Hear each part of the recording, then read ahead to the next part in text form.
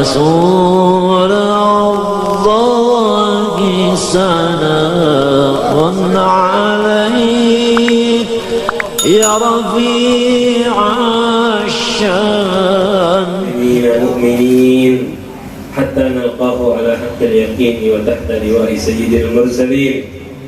اللهم صل وسلم على سيدنا محمد عبدك ورسولك النبي الأمي وعلى آله وصحبه ومن تبعهم بإحسان إلى يوم الدين. أما بعد. Alhamdulillah wa syukurillah ala ni'amillah. Kita muliakan dan kita hormati para habaib, para asatidz, hadirin sekalian yang insyaallah semuanya dirahmati oleh Allah Subhanahu wa taala. Mudah-mudahan berkat kumpulnya kita di majlis ini mengenang kelahiran Rasul sallallahu alaihi wasallam, kita dikenang juga oleh Allah Subhanahu wa taala dan dikenal oleh Rasulullah di akhirat nanti. Ketahuilah, orang yang paling banyak punya potensi diingat oleh Rasul sallallahu alaihi wasallam adalah orang yang paling banyak mengingat dan mengenalkan dirinya kepada Rasul sallallahu alaihi wasallam. Beliau mengatakan salah satu cara biar bisa mendapatkan mahabbahnya Rasul, cintanya Rasul kepada kita adalah dengan memperbanyak dan memperkuat cinta kita kepada Rasul sallallahu alaihi wasallam. Kalau kita nggak cinta kepada Rasul, otomatis Rasul tidak akan dibuat cinta kepada kita oleh Allah Subhanahu wa taala. Rasul pasti cinta dengan umatnya. Cuman Allah nggak akan mengizinkan Rasul cinta kepada orang-orang yang tidak mencintai beliau. Semakin kita kuat cinta mahabbah kita kepada Rasul sallallahu alaihi wasallam, akan kuat juga, akan disampaikan juga oleh Allah dan para malaikatnya bagaimana mahabbah kita kepada beliau Nabi Muhammad sallallahu alaihi wasallam. Cinta kepada Rasul sallallahu alaihi wasallam ini bukan hal yang bisa diucapkan dengan lisan. Bukan cuma hal yang bisa diucapkan dengan lisan. Kalau manusia biasa, kita ngomong saya cinta sama kamu, selesai urusannya. Tinggal gombal, tinggal tipu, percaya semua. Tapi Rasulullah SAW bukan manusia bisa kita tipu. Rasulullah SAW bukan makhluk yang bisa kita gombalin, enggak. Mahabbah kita kepada Rasulullah SAW itu tergantung bagaimana ikatan hati kita dan beliau. Mahabbah kita tergantung bagaimana kita mengikuti ajaran beliau. Mahabbah kita itu tergantung apa yang ada dalam pikiran kita. Apakah dipenuhi dengan Nabi Muhammad SAW atau tidak? Soalnya banyak orang yang ngaku cinta. Saya kalau tanya cinta sama Rasul, pasti jawab cinta. Sampeyan semua kalau ditanya cinta sama Rasul, pasti bilang cinta. Buktinya apa? Ini saya hadir maulid. Nah, ini termasuk bukti. Tapi bukti itu ada yang palsu. Ada bukti yang palsu. Ini istri saya, buktinya di surat. Surat bisa dipalsukan. Yang udah nikah aja bisa punya KTP tulisannya belum menikah. Bukti itu bisa palsu juga. Kayak kita ngomong kita hadir majelis, hadir maulid, saya cinta sama Rasulullah. Dilihat hatinya bagaimana. Kalau datang maulid, hatinya bukan untuk Rasul. Tapi insya Allah nggak ada yang kayak gini. Mudah-mudahan tidak ada di antara kita. Seandainya datang maulid, kenapa hadir maulid di situ? Makanannya nyaman. Kenapa hadir maulid di situ? Ada nyaman sama tetangga. Nanti kalau nggak hadir dibilang aliran sesat misalnya. Kalau nggak hadir dibilang pemalas. Nah ini yang seperti ini berarti bukan hadir karena Rasul Sallallahu Alaihi Wasallam. Memang datang ke majelis dapat pahala. Datang ke majelis dapat pahala tapi kecil, dan pahala amal tadi bukan bukti mahabbah cinta kepada Rasul Sallallahu Alaihi Wasallam. Cinta kepada Rasul itu gerakan kita, amal kita, semuanya diniatkan untuk Rasulullah Sallallahu Alaihi Wasallam. Jangankan ibadah, jangankan sholat, duduk biasa saja. Kalau orang yang cinta kepada Rasulullah Sallallahu Alaihi Wasallam itu duduknya diperhatikan. Apakah Rasulullah duduk pernah seperti saya? Kalau Rasulullah nggak pernah melakukan duduk seperti ini, dia nggak mau.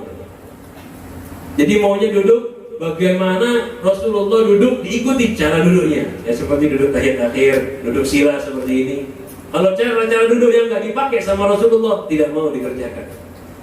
Duduk, lurus kaki, kaki satu diangkat di kaki yang lain.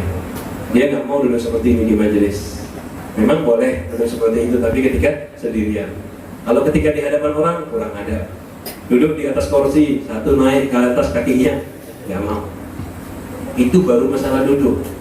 Ulama, kita banyak lihat sholihin, para ulama diajak makan. Ini ulama yang benar-benar kerjakan sunnah Rasulullah SAW. Kalau disediakan makanan hidangan di atas meja, tidak mau makan.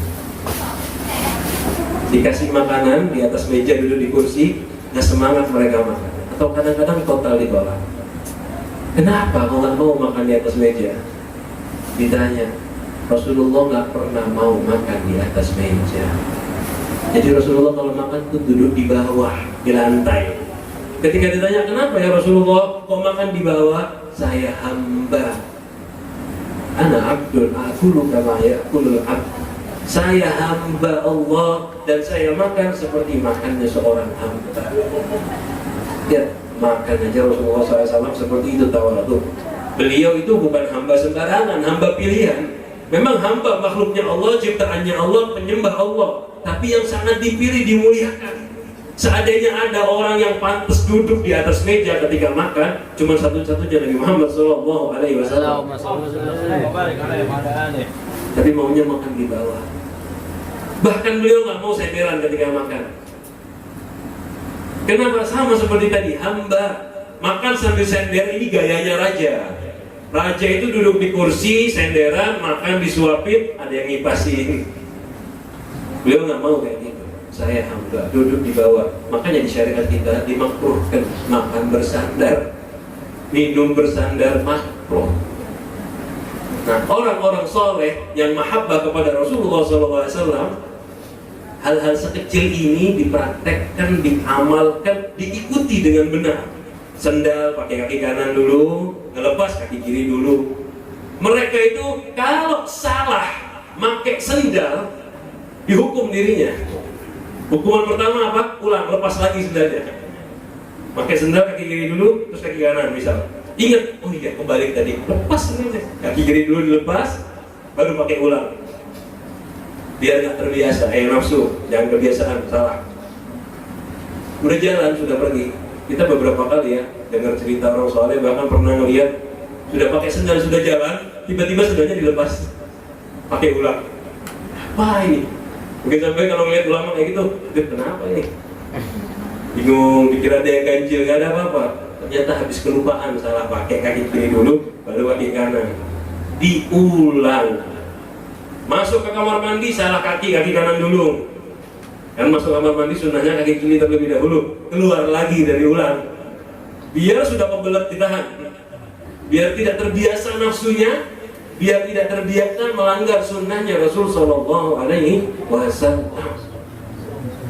Ini mahabbah, ini bukti cinta kepada Rasul Sallallahu Alaihi Wasallam. Bukan cuma ngomong dengan lisan, bukan cuma pamer dengan chat. Pasang status cinta dengan Rasulullah, cinta dengan Rasulullah. Ya, zaman sekarang seperti itu. Bagus. Kalau statusnya pian, niat ngajak orang lain untuk mahabbah, untuk cinta, baik, bagus. Tinggal buktikan saja apakah kita benar-benar cinta dan mahabbah. Dalam amalia detail kecil sehari-hari, orang yang cinta nggak akan lepas sedikit pun dari mengikuti sunnahnya Rasul Sallallahu Alaihi Wasallam. Dan ini kalau dibahas panjang lebar, insya Allah sampean istiqomah, rajin datang majelis, nanti akan menemukan itu adab-adab sunnahnya Rasulullah Sallallahu Alaihi Wasallam. Dari pagi sampai tidur lagi itu ada semua penjelasannya. Salah satunya dijelaskan Imam Ghazali dalam kitabnya Bidayatul Hidayah, ringkas tapi padat yang nyaman. Dan dijelaskan oleh para ulama-ulama baca-baca dan aturannya, seperti Imam Nawawi dalam kitabnya Adhkar. Caranya, bacaannya apa saja, baca di situ, pelajari di situ. Datangi majelis taklim yang dijelaskan aturan dan tata cara hidup sehari-hari mengikuti sunnahnya Rasul Sallallahu Alaihi Wasallam. Ini baru kita jadi hamba yang berbakti atau hamba yang cinta kepada Rasul Sallallahu Alaihi Wasallam. Itu tadi gambaran dalam adat sehari-hari, amalia. Ya kan, makan itu kan adat, jalan itu kan adat, pakai sendal itu kan adat. Nah, kalau dalam ibadah nggak mau ngikuti sunnah Rasul, ini berbahaya. Contohnya sholat. Ini contoh yang paling kadang-kadang kita lalai dalam sholat. Sholat itu kan hukumnya wajib. Di dalam sholat kan ada sunnah-sunnah. Nah, sunnah di dalam sholat ini sunnah dalam ibadah. Imam Ghazali mengatakan, seandainya ada orang tidak mau mengikuti sunnah di dalam ibadah, lam aralahu illa wajhain. Aku nggak punya pandangan bagi dia kecuali dua pendapat aja, dua gambaran aja buat orang tersebut. Tapi yang sholat tapi nggak mau mengerjakan sunnah, gambarannya cuma dua. Puasa nggak mau mengerjakan sunnahnya, ibadah nggak mau mengerjakan sunnahnya, masuk masjid, nah masuk masjid ibadah, semua etika, amal-amal ibadah tidak mau kita kerjakan sunnahnya, cuma dua pilihannya. Apa itu yang pertama? Asyirkul khafi. Orang tersebut masih ada keraguan kepada Allah Subhanahu wa Ta'ala yang samar terpendam di dalam hati. Jadi hatinya ini masih belum yakin, imannya belum kuat. Imannya cuma baru 80%, 60%, atau bisa jadi imannya baru 5%. Atau yang kedua, jahil, kebodohan. Dua aja pilihannya. Sholat, ini kita perhatikan. Allahu Akbar. Ada bacaan doa iftitah, nggak dibaca. Ada ta'awud, a'udzubillahi minasyaitonir rajim, lewat. Ghairil maghdubi 'alaihim waladdallin, amin. Ada waktu baca surat, lewat. Ruku, nggak pakai bacaan ruku. Subhanallah, subhanallah. Cuma ngejar tumanina aja. Ini wajib ya, wajibnya dikerjakan. Sunnahnya aja nggak ditinggal, nggak dilakukan. Wajibnya beres, sunnah ditinggalkan. Orang yang seperti ini dikatakan oleh Imam Ghazali, dua aja pilihannya, sangat bodoh atau masih tidak percaya dengan agama. Ada ketidakpercayaan yang kecil yang tertanam di dalam hatinya. Ya, kita lihat diri kita. Tadi sholat isya, sunnahnya dikerjakan tidak. Habis isya, sholat ba'diyah tidak. Subuh, sholat sunnah qobliyah subuh tidak. Kalau kita nggak mau mengerjakan sunnah-sunnah tadi dengan alasan-alasan yang dibuat-buat, dan kebanyakan alasan kita dibuat-buat, itu perlu dipertanyakan iman kita. Enggak, saya beriman misalnya. Enggak, saya beriman, kuat iman saya, berarti pilihan kedua. Jadi kalau ada orang yang mengerjakan sunnah, saya ngomong ngaku saya beriman, berarti bodoh. Karena sunnah ini kecil, kita kerjakan pahalanya sangat besar. Sering kita dengarkan itu pahala sholat sunnah qabliyah subuh. Rasulullah SAW bersabda, rakaatul fajri khairun minad dunya wa ma fiha. 2 rakaat sholat subuh lebih afdol dari dunia dan seisinya. Jadi langgar sini, dekat sini ada langgar kan? Dari situ ya tadi. Langgar apa namanya? Al-Ikhlas. Kalau dilanggar Al-Ikhlas diumumkan, yang sholat subuh berjamaah atau yang sholat sunnah qobliyah subuh dilanggar dikasih uang 1 juta. Kira-kira rame lah langgarnya. Penuh. 1 juta aja padahal. Dipakai bayar utang nggak cukup. Penuh langgar. Cuman 1 juta. Itu seandainya diumumkan pasti penuh. Coba nanti jamaah dari sini pulang majelis umumkan pakai mikrofon. Bohong aja, bohong. Ada betulan, bohong. Pasti penuh besok, pasti rame, orang-orang datangan. Walaupun sebagian tahu dibohongi, cuma penasaran pengen tahu. Kamu sholat, betulan gak ada. Dibohongin sama orang biasa kita percaya. Masa Rasulullah yang gak pernah berbohong sekalipun, beliau sudah ngasih tahu kita loh, 2 rakaat sholat subuh lebih afdol dari dunia dan seisinya. Jadi gak bisa dibandingkan dengan uang. Lebih afdol dari dunia dan seisinya. Kalau ada yang ngomong, Beb, saya udah sering sholat subuh tetap aja miskin. Saya sudah sering qobliyah subuh tetap saja susah hidup. Nah, ini dia, karena kekurang pahamannya tentang makna hadis. Kalimat lebih afdol dari dunia dan seisinya, itu berarti nanti dapatnya di akhirat, hasilnya besar. Kalau sampean miskin, kepengen uang, berarti sampean cuma dapat hal yang lebih hina dari dunia.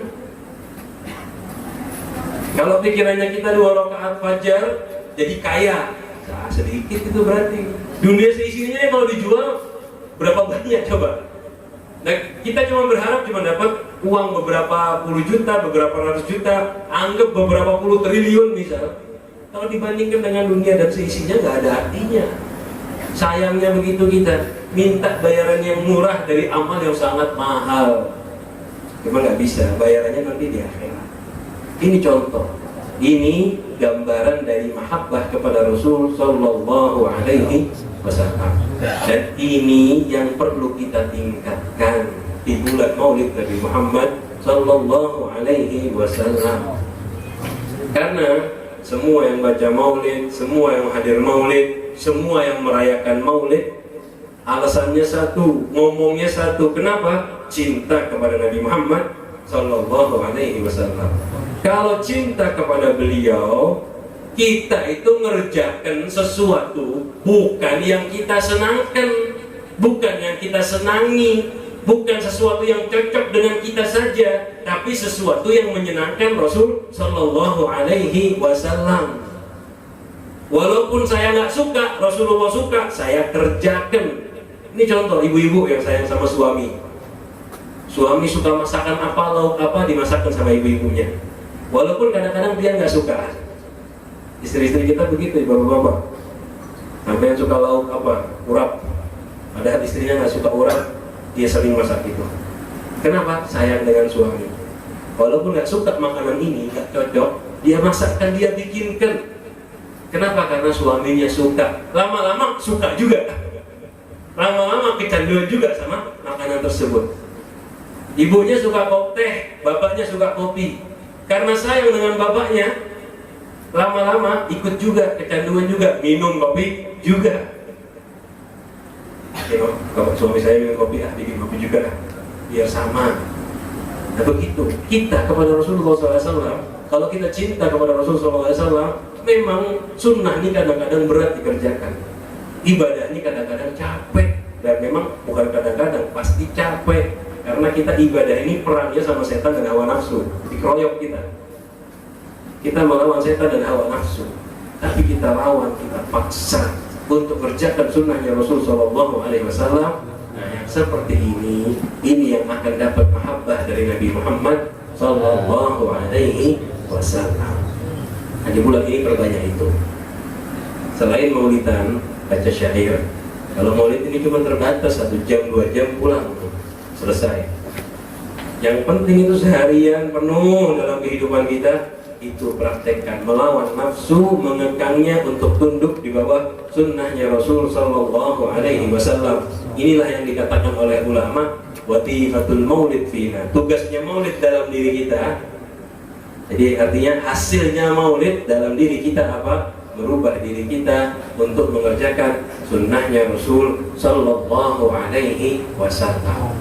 Kalau dia sudah mengerjakan sunnahnya Rasul dengan benar, amal-amal dikerjakan disesuaikan dengan apa yang dikerjakan Rasul, hidupnya pasti tenang, pasti tentram, nyaman. Mau manusia kacau balau, kita tetap tenang hati kita. Keluarga kita tetap tentram, keluarga kita tetap nyaman.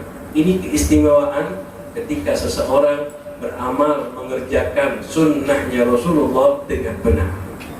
Nah, ini kita niatkan bulan Maulid ini ya.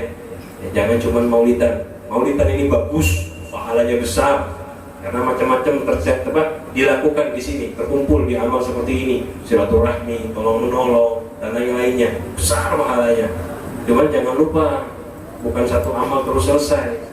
Ada yang lebih penting, amal harian, yaitu mengerjakan sunnahnya Rasul Sallallahu Alaihi Wasallam. Sebelum ditutup, sudah lawas kayaknya.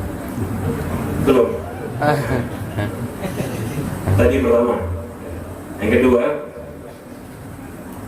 tapi kita Muhammad SAW ini sekarang kita ngebahas tentang tawassul dengan beliau. Jadi kan tadi kita berusaha mengikuti sunnah, mengikuti adab. Ini bab penting ini, saya dahulukan. Dan ini kedua, kita baca maulid seperti ini kan minta berkah beliau, doa memohon kepada Allah dengan berkat Nabi kita Muhammad Sallallahu Alaihi Wasallam. Ini jangan lupa, sampai setiap doa, setiap punya hajat, minta kepada Allah berkah Nabi Muhammad Sallallahu Alaihi Wasallam. Doa kita itu tanpa sholawat kepada Nabi Muhammad SAW lambat sampainya, malah bisa-bisa ditolak oleh Allah Subhanahu wa Ta'ala.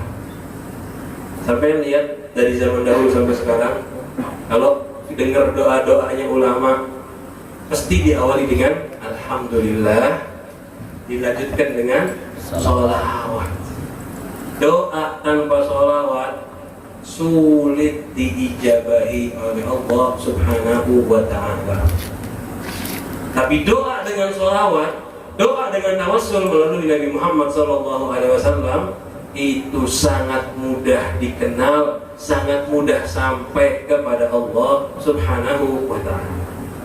Bahkan gak usah jemput doanya, cukup angkat tangan Bismillahirrahmanirrahim, Alhamdulillahirabbil alamin, Allahumma sholli ala sayyidina Muhammad, Allahumma sholli ala sayyidina Muhammad, baca sholawat aja. Gak usah disebut doanya, Allah nanti yang akan memenuhi hajat sampean. Kalau kita sering dengarkan ucapan-ucapan ulama, fatwa-fatwa dari mereka dan dari hadis Nabi kita Muhammad Sallallahu Alaihi Wasallam, man syaghalathu dzikri an mas'alati, barang siapa yang sibuk ingat kepada aku daripada meminta, apa itu mas'alatah, aku akan mencukupi permohonannya. Sabda Nabi kita Muhammad SAW dalam hadis qudsi. Allah Subhanahu wa Ta'ala berfirman dalam hadis qudsi, siapa yang sibuk berzikir, nyebut nama Allah, zikir sampai-sampai gak meminta, karena zikir aja, nanti Allah Subhanahu wa Ta'ala akan mencukupi seluruh permohonannya. Jadi gak usah minta, Allah udah tahu, Allah sudah tahu. Nah, begitu juga zikir kepada Allah dikatakan oleh ulama, salah satunya Syekh Az-Zarqani, beliau mengatakan zikir kepada Allah tidak lengkap, tidak diterima kecuali disambung dengan zikir kepada Nabi Muhammad Sallallahu Alaihi Wasallam. Ada kitab namanya Syarah Syarqani, karena apa? Syarah dari kitab Baiquniyah, ilmu mustalah hadis. Di pembukaan kitab itu Imam Syarqani mengatakan ada dua dalil. Kenapa kita wajib menyebut nama Nabi Muhammad SAW, wajib juga menyebut zikir kepada Nabi Muhammad SAW. Wa rafa'na laka dzikrak, ayat yang sering sampean baca, dan kami mengangkat zikirmu wahai Muhammad. Salah satu tafsirnya adalah kami mengangkat penyebutan namamu wahai Muhammad, aila uzkar illa wa tuzkar. Allah seakan-akan mengatakan, aku tidak disebut kecuali harus disebut juga nama kamu wahai Muhammad. Jadi kalau kita zikir kepada Allah, ingat dengan Rasulullah SAW, barulah saat itu walaupun tidak meminta, Allah akan kabulkan hajat kita. Allah akan kasih apa yang kita minta lebih dari yang kita minta. Ada orang sampai punya anak, ada orang baik sama anak sampai, saya misalkan, kalau saya punya anak kecil, ada santri yang suka nemenin anak saya. Kalau ke warung diajak, diperhatikan, kalau main dijagain. Itu anak yang jagain anak saya. Walaupun nggak pernah minta apa-apa sama saya ngeliatin bajunya kurang rapi, saya kasih hadiah baju. Kalau sendalnya rusak, kasih hadiah sendal. Dikit-dikit dikasih uang, dikit-dikit dikasih hadiah. Ada makanan yang paling saya ingat dia dulu, karena dia jaga orang yang saya cintai, yaitu anak saya. Sampai begitu juga. Kalau ada orang menjaga orang yang sampean cintai, yang paling sampean sayangi, walaupun dia nggak minta, pasti sampean tolong. Karena dia itu berkorban untuk kekasih saya, untuk orang yang saya cintai. Jadi dia nggak perlu minta, jangan sampai dia minta. Ada tahu sedikit, kita akan lengkapi keperluannya. Begitu juga kita. Saat kita ini cinta dengan Rasulullah, menyenangkan Rasulullah Sallallahu Alaihi Wasallam, Allah akan mencukupi segala keperluan kita. Nah ini tawassul kepada Rasulullah SAW, hakikatnya itu seperti itu. Tawassul kepada Rasulullah SAW itu hakikatnya apa? Bukan ngomong Allahumma inni atawassalu ilaika, itu doanya, itu lisannya, termasuk tawassul dengan lisan. Tapi hakikat tawassul itu apa? Menyenangkan Rasulullah, membahagiakan Rasulullah agar Allah memberikan. Ya, nanti Allah akan memberikan sesuatu yang menyenangkan diri kita. Dan tawassul itu halal, tawassul itu sunnah. Ingat ya, tawassul itu bukan halal malah sunnah. Ada sahabat yang buta datang kepada Rasulullah SAW. Ini cerita yang sering diceritakan sama ulama. Ada sahabat yang bisa melihat buta datang kepada Rasulullah SAW. Ya Rasulullah, butaku ini sungguh merepotkanku. Lam ajid dalilan, aku nggak punya orang yang menunjukkan jalan buat aku. Biasanya ada yang gandeng, ada yang ngawani, nggak ada yang nolong aku ya Rasulullah SAW. Aku kesulitan benar, tolong doakan ya Rasulullah. Pengen minta biar bisa melihat lagi. Lalu Rasul mengajarkan, sholli raka'atain, tawaddu, suruh wudu, dan kedua sholat 2 rakaat. Lalu baca doa. Nah, doanya ini ada beda-beda sedikit dalam riwayat. Ya. Hadisnya ini banyak yang meriwayatkan. Salah satunya yang paling kuat riwayat Imam Hakim dalam kitabnya Al-Mustadrak. Nah doanya begini. Sayyidina Utsman bin Mas'ud, perawinya sahabat, beliau mengatakan Rasul mengajarkan doa, Allahumma inni as'aluka wa atawajjahu ilaika binabiyyika Muhammadin nabiyyir rahmah. Ya Muhammad, inni tawajjahtu bika ila rabbika liyujalli an basari, liyujalli an basari. Allahumma syafi'hu fiyya wa syafi'ni fi nafsi. Artinya, ya Allah, aku memohon kepadamu, aku bertawajuh menghadap kepadamu dengan nabimu Muhammad, Nabi Rahmat. Wahai Muhammad, tawassulnya begitu, aku menghadap kepadamu dengan Muhammad, Nabi Rahmat. Wahai Muhammad, aku menghadap dengan kamu kepada Tuhanmu, nanti kepada Allah Subhanahu wa Ta'ala, agar Tuhanmu, agar Allah Subhanahu wa Ta'ala menyembuhkan penglihatanku. Ini Rasul SAW yang mengajarkan kepada orang tadi. Suruh pulang baca. Beberapa hari Sayyidina Utsman bin Mas'ud, beliau mengatakan, aku ketemu lagi sama orang buta tadi, baka'an nama bihi bas, seakan-akan ma bihi bas, gak pernah sakit mata, normal melihat, gak pernah, seakan-akan gak pernah sakit mata. Sekarang sampai operasi, keluar dari rumah sakit, diperban dulu mata sampean, gak boleh kena cahaya sekian jam, gak boleh kena cahaya sekian hari. Ini langsung ajaran tawassul dari Nabi Muhammad Sallallahu Alaihi Wasallam. Praktekkan, baca, minta hajat, pasti kabul, pasti kabul, dengan syarat tadi, bukan pakai lisan. Tawassulnya menggunakan amal dan hati. Lisannya cuma mengucapkan, mengumpamakan yang ada dalam hatinya. Kalau nanti praktek, Beb, saya udah baca 10 kali nggak kabul. Nah ini dia, tadi sudah kita bahas mana tawassul. Tawassul itu bukan cuma baca pakai mulut, tapi tawassul adalah berupaya kita menyenangkan Rasulullah, membahagiakan Rasulullah, ingin dilihat Allah. Ya Allah, lihat ini, saya nyenangkan Rasulullah, berkat ini tolong kabulkan doa saya. Itu loh tawassul. Kalau cuma ngomong ya Allah berkat Rasulullah, nanti ditanya apa yang kamu buat Nabi Muhammad SAW, sudah melakukan apa kamu buat Rasulullah, kok tawassul dengan beliau? Gak mungkin diterima. Sama kayak sampean kena tilang, polisi ngomong, Pak polisi,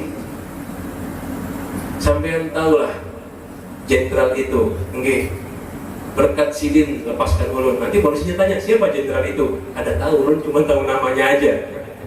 Tetap ditangkap sampean, nggak akan diloloskan.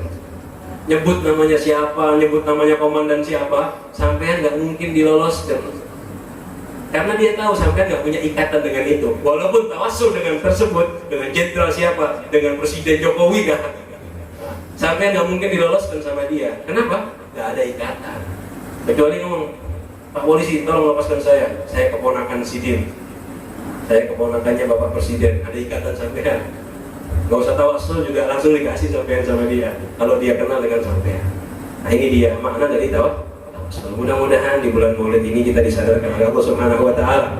Jadi orang yang tambah cinta kepada Allah dan Rasulnya, jadi orang yang tambah mahabbah kepada Allah dan Rasulnya dengan ittiba, jadi orang yang sebanyak bertawassul kepada Nabi kita Muhammad sallallahu alaihi wasallam dan tawassul dengan amal. Mudah-mudahan yang kita sampaikan bisa membuat Nabi kita Muhammad sallallahu alaihi wasallam tersenyum di malam hari ini, bisa membahagiakan Nabi Muhammad sallallahu alaihi wasallam, dan mudah-mudahan karena membahagiakan Rasul sallallahu alaihi wasallam dalam amal ini, Allah juga akan menyenangkan hidup kita, membahagiakan hidup kita, menjauhkan segala masalah dunia dari kehidupan kita, dan nanti diamankan di akhirat oleh Allah Subhanahu wa Ta'ala. Mudah-mudahan yang kita sampaikan bisa bermanfaat. Hada minni wa rahmatullahi wa barakatuh. Wassalamualaikum warahmatullahi wabarakatuh.